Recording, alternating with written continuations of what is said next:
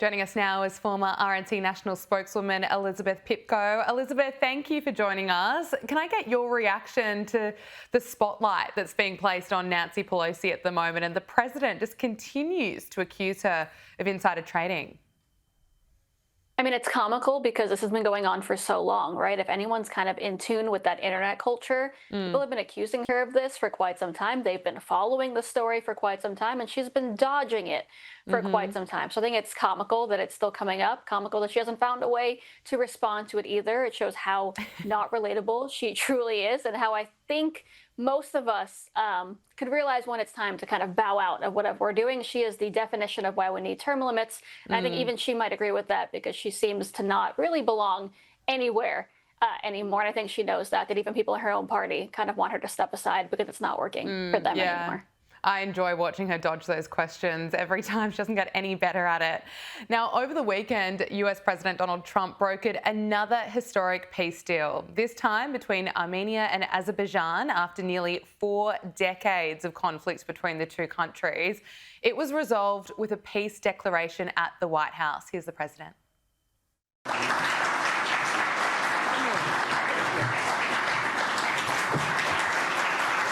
President of the United States. For more than 35 years, Armenia and Azerbaijan have fought a bitter conflict that resulted in tremendous suffering for both nations. They suffered gravely for so many years. Many tried to find a resolution, including the European Union. The Russians worked very hard on it, never happened. Sleepy Joe Biden tried, but you know what happened there. He tried for probably 12 minutes and didn't work out. And many other countries tried, and they were unsuccessful. But with this accord, we've finally succeeded in making peace.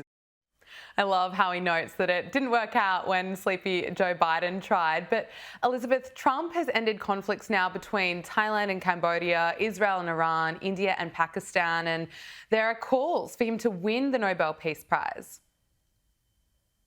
Look, I think, again, it's a strange time that we're living in, right? And I think even a lot of people that didn't vote for President Trump would admit that they kind of root against him every single day. I think it's sad how politicized things have become, but it's true. And the fact of the matter is, if this was any other president, they would have been nominated for that prize a long time ago. By the way, probably in his first term for the Abraham Accords. But what struck me with this is my job, right? I have to follow politics for a living.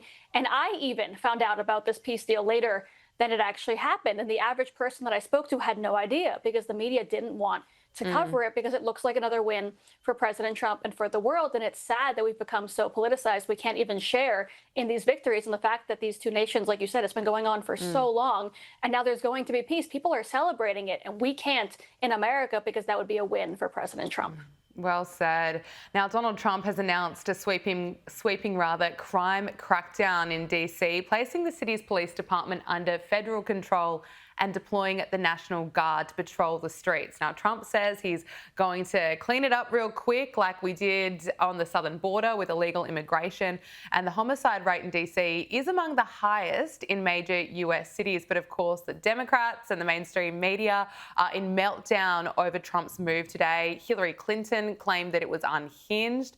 And this is the coverage on MSNBC. Chris, to be honest with you, I'm trying to hold my temper. I think there's an ongoing argument that he's having in his head with Black Lives Matter. There's an ongoing argument that he's having with the questions around criminal justice reform and police reform. It's interesting that he really doesn't really care about what's actually happening in D.C. on a certain level, because he's not trying to get at the underlying root causes.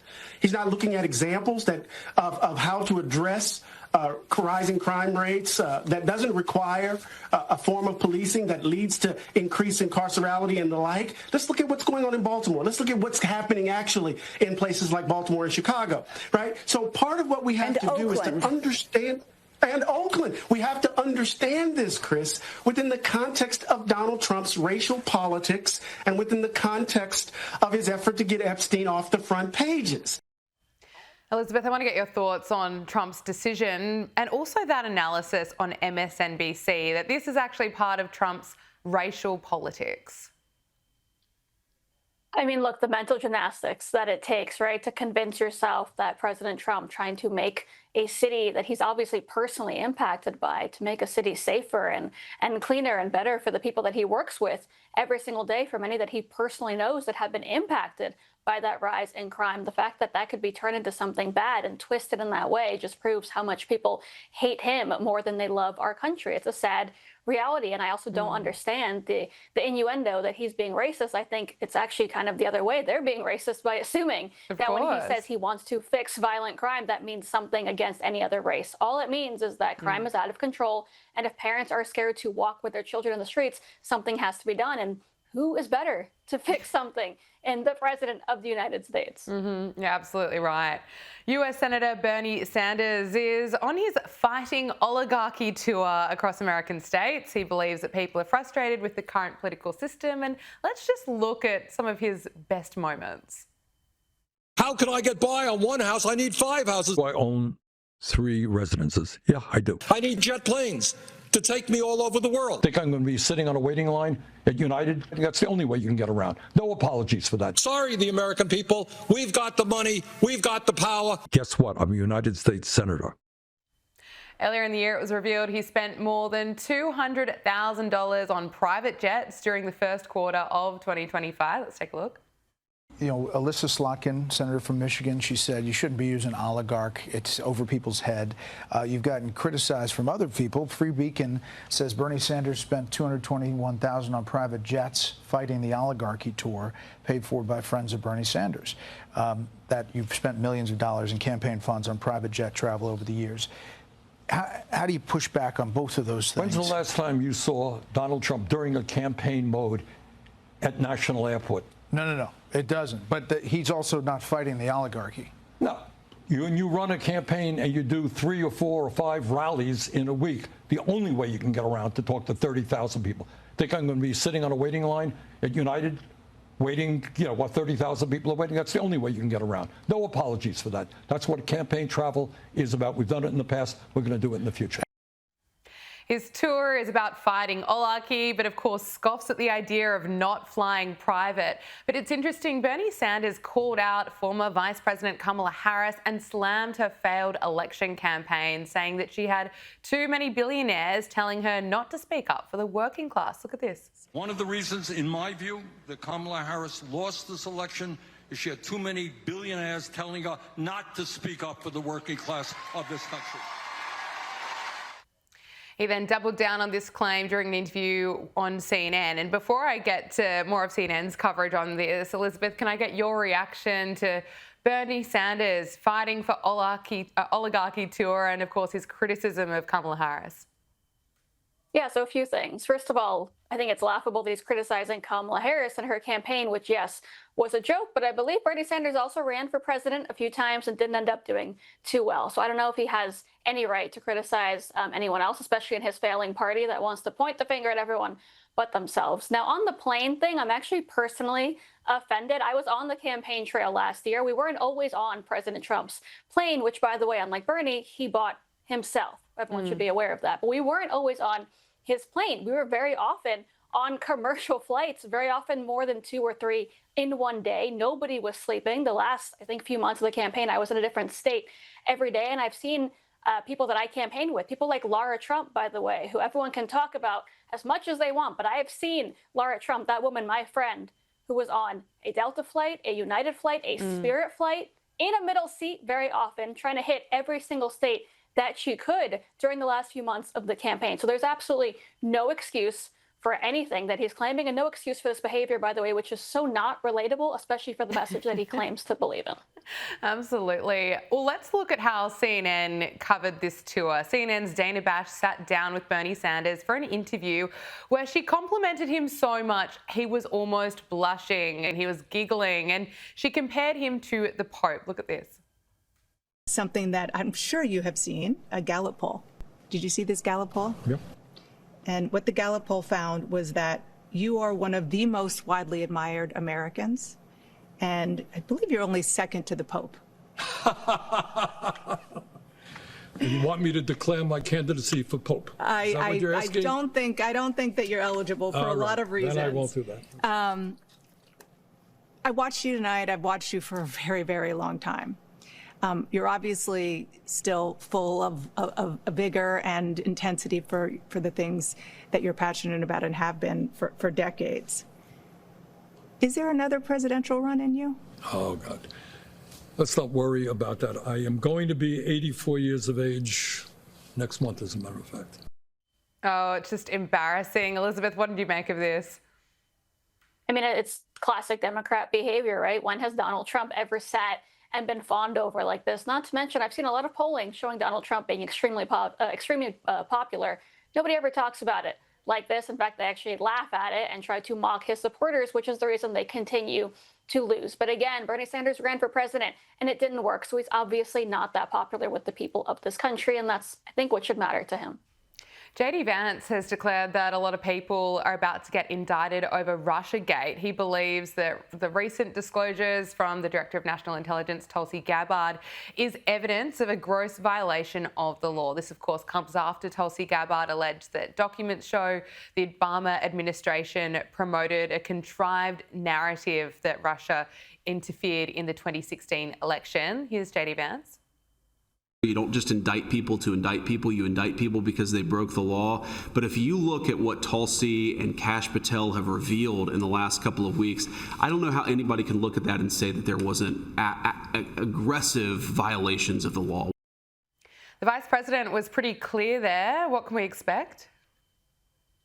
Well, look, I'm hopeful that we see some kind of movement on this. I think too many times people get excited about something and then it doesn't happen because the government can't always deliver for the American people like we want it to. At the same time, I think JD Vance is right. He's the Vice President of the United States. He's seeing this evidence in front of him of what went on that should never have happened, that should never be allowed to happen in the United States of America. And he's saying we have to do something about it so that it never happens again. The fact is he's not wrong. A lot of people have questions about what happened in 2016. And it's actually not just people who voted for Donald Trump. It's not just us that think that Barack Obama and Hillary Clinton actually did conspire to hurt him and make sure that the American people were hurt as well. It's actually folks that voted against him, that believed the Russia hoax, that have no idea why millions of United States tax dollars were spent. And it turned out, obviously, that Donald Trump did not collude with Russia. It turned out they spent every single I guess you could say weapon, unfortunately, at their disposal to try to turn this country upside down, ruin 4 years of Donald Trump's term, and obviously use only the American tax dollar and the energy of the American people to do so. It's actually shameful whether you're talking about those who are Republican or Democrat, because what they did impacted every single person in this country in a negative way. So I'm hoping we see something come out of this investigation, because we deserve answers and people deserve to know what was done by their own elected officials against this country. Absolutely. Finally, JD Vance also appears to have extended an olive branch to Elon Musk. After revealing that he didn't think that the Tesla CEO would take his call, JD Vance said that he does want Elon to come back to the MAGA movement by the midterms. My argument to Elon is, like, you're not going to be on the left, right? Even if you wanted to be, and he doesn't, they're not going to have you back. That ship has sailed. And so I really think it's a mistake for him to try to break from the president. So my hope is that by the time of the midterms, he's kind of come back into the fold. But yeah, I don't know that he would take my call right now about anything. Really? I'm sure he would. I kid. I'm sure he would take my call. But obviously, the drama around him in the White House over the last couple of months. Again, my hope is that just kind of cools down a little bit, because he did help us a lot in the election. The president even says all his frustration, Elon was a very, very critical part of the team last election. And so my hope is by the midterms, things are kind of back to normal. Right. Yeah. That would be nice. We'll see. Elizabeth, is this a good idea, or do you think there's potentially too much chaos around Elon? You know, I think when your country is at stake, all that chaos kind of goes out the window. The fact is Elon Musk was not a Republican. I think he was a strong Democrat for quite some time, and he only threw his support behind President Trump in the summer before the election, right? A few months out after President Trump was unfortunately shot at. It took something as chaotic as that for him to say, hey, at this point in time, we have one choice to make. We have Kamala Harris and Donald Trump, and this is my pick. And I think when the midterms roll around, it's going to be the exact same thing. The fact is he's not going to have a new party that's going to, make some kind of groundbreaking movement in these midterms. He's going to have a choice to make, and that's Democrat or Republican. And I believe regardless of what chaos Elon Musk, Donald Trump, JD Vance have between them, when you think about the country, you make the right choice. And I believe Elon Musk is going to go out and make the same choice that he made in 2024 in that presidential election, because it's not about personal relationships for him. He's too successful to think that way. It's about the future of this country.